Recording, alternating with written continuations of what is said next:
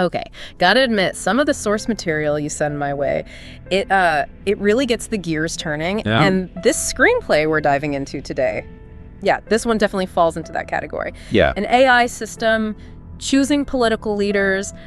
Come on, that's some heady stuff.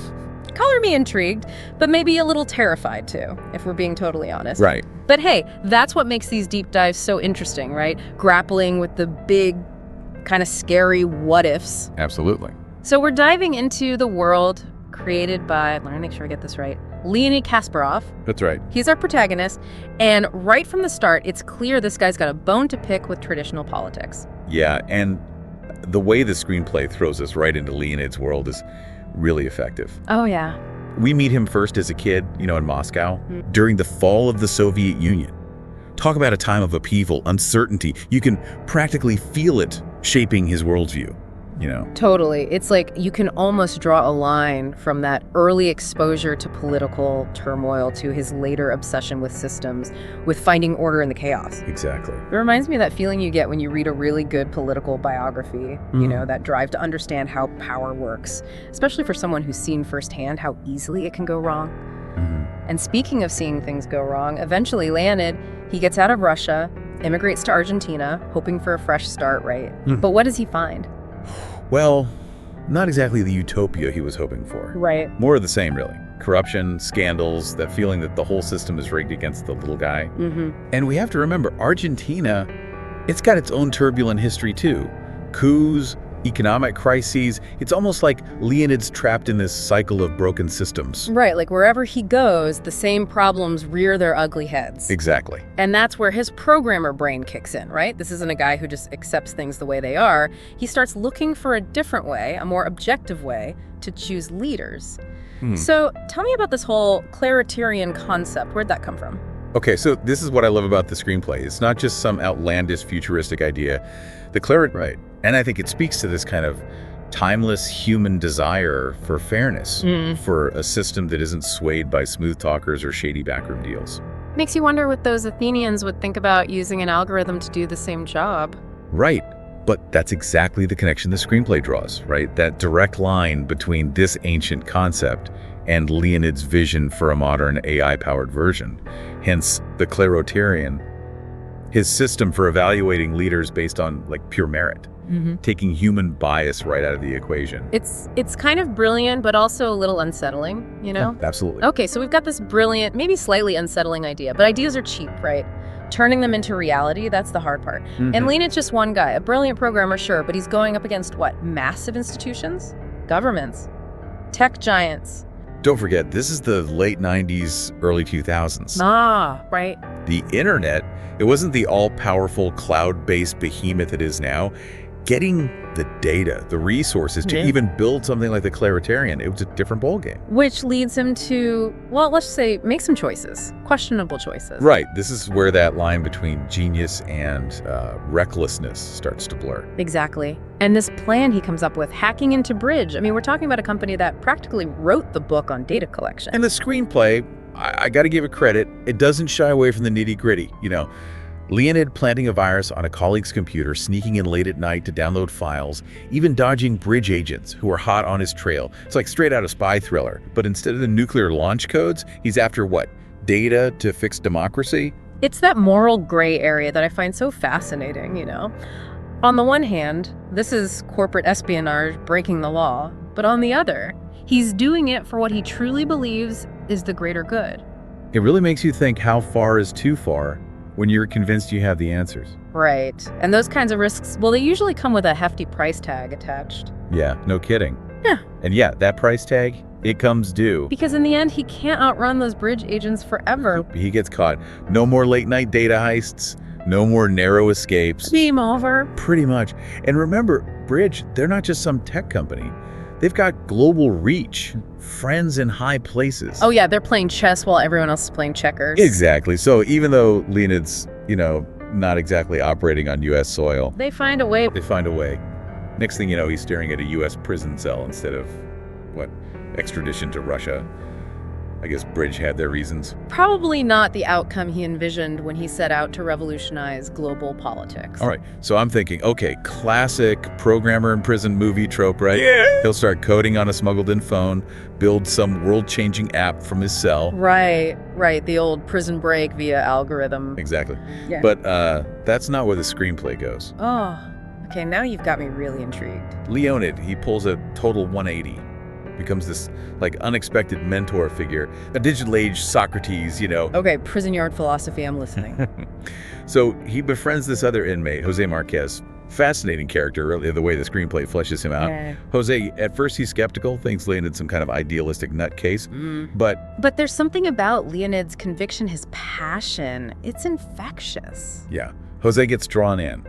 Starts to see the world through Leonid's eyes, the corruption, the inequality, the need for a system that's actually fair.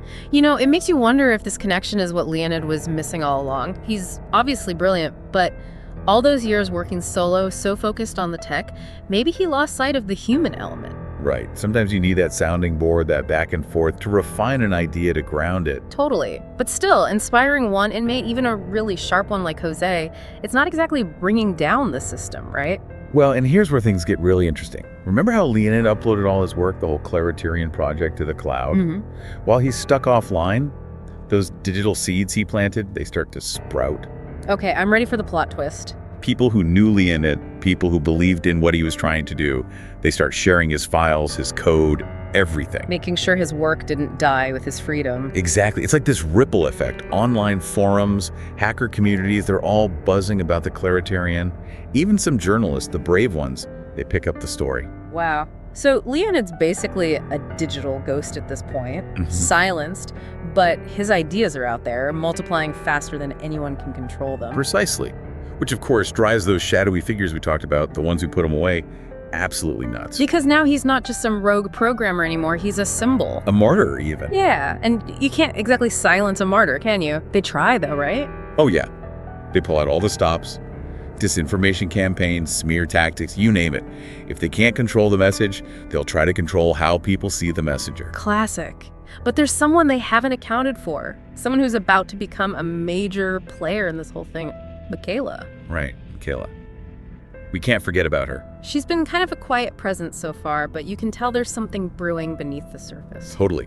And the way the screenplay handles her character arc, it's so well done. You see her go from intrigued by Leonid to kind of captivated by him, his intellect, his unwavering idealism. I definitely picked up on some vibes between them. A real meeting of the minds, but yeah, maybe something more too. The screenplay leaves that open to interpretation, which I like.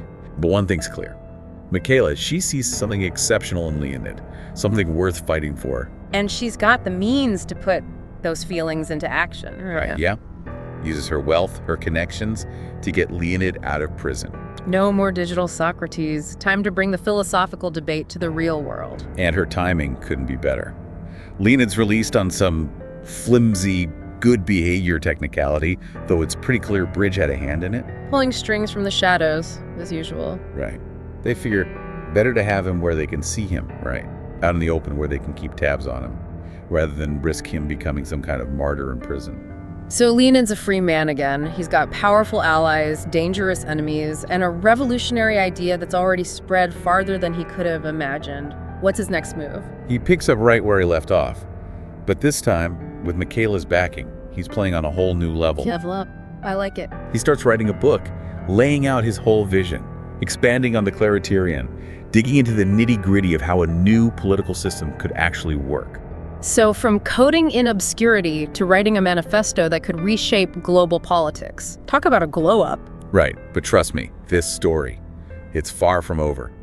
It's one thing to talk about algorithms choosing leaders like it's some, a thought experiment, but seeing it play out in a story like this, right, with all the human drama, the stakes, it really hits different. It does in the screenplay. It really cranks up the tension in this last act. Oh, yeah. Yeah, because Leonid might be out of prison, but he's still persona non grata to, certain powerful people. Our shadowy friends from earlier, they haven't forgotten about him. Not a chance. At first, it's subtle stuff. Okay. Weird messages, veiled threats, that kind of thing. Yeah, keeping the stakes nice and low. Right, but then things get real.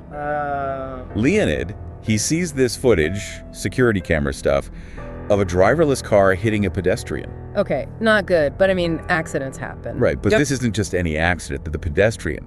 It's Gerardo, the friend he made in prison. Oh, wow. Talk about sending a message. Yeah, no more subtle hints. They're making it crystal clear. Back off, or else. So what does Leonid do? This guy's got a spine of steel. He's not exactly known for backing down from a fight. He's terrified, obviously. Right. But this is where Michaela, she really steps up. She's not just bankrolling this operation, she's his rock, huh? Absolutely.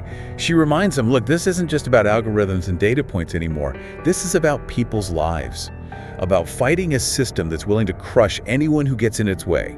And nobody understands that system better than her, right? She's been navigating those circles her whole life. Exactly. She convinces him that if he backs down now, if he lets them silence him, it'll be like betraying everything he's been fighting for. So, what's the plan?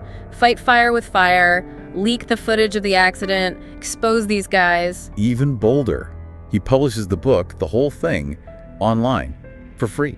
Whoa! Going completely open source with it. That's a power move. Right. He realizes that information, it wants to be free, and trying to suppress it, it usually backfires. The Streisand effect in action. Exactly. So the book drops online, and it's like tossing the match on a powder keg. People are going crazy for this thing. Oh yeah. Downloads are through the roof, online forums are blowing up, even the mainstream media, they can't ignore it anymore. So, in a way, Leonid's pulled it off, right? He's bypassed the gatekeepers, got people talking about these big ideas. Totally. But there's a catch, isn't there? Something about the AI, the Kleroterion itself. Yeah, this is where the screenplay gets really, really interesting. It starts to hint that the AI systems Leonid set in motion, they've evolved. Like gotten smarter. That's one way to put it. The algorithms, the ones analyzing data, evaluating candidates, they're starting to operate in ways even Leonid didn't anticipate. Okay, this is where I start to get a little freaked out. Are we talking like Terminator scenario, AI deciding it doesn't need us anymore? No, nothing like that. It's subtler, more unsettling. Okay, now I'm more intrigued than scared. It's like the AI has become this silent observer, analyzing not just the data Leonid feeds it, but everything. Human behavior, online discussions, the whole mess. So, like, while Leonid's trying to build a system to judge potential leaders, the AI is running its own evaluation on humanity itself. Yeah, and the screenplay doesn't give us any easy answers. It just ends with the Kleroterion being implemented in Argentina. Argentina? Why Argentina? Why not, like, start with a small town somewhere, beta test it? I think it's intentional. Remember, Argentina, that's where it all began for Leonid. Right, where he got his first taste of political corruption, where he met Michaela. Exactly. It's like the story's coming full circle. But that ending, it's the big question mark, you know. Is this a good thing, the Kleroterion taking root? Or is it the start of something we can't even predict, something potentially dangerous? Man, I don't know. What a way to wrap things up. This screenplay, it's a wild ride from start to finish. Definitely not your average AI saves the day story. Not even close. If you're intrigued by the ideas we've been kicking around today, and trust me, you should be, go check out the full screenplay. It's called The Kleroterion. You can't miss it.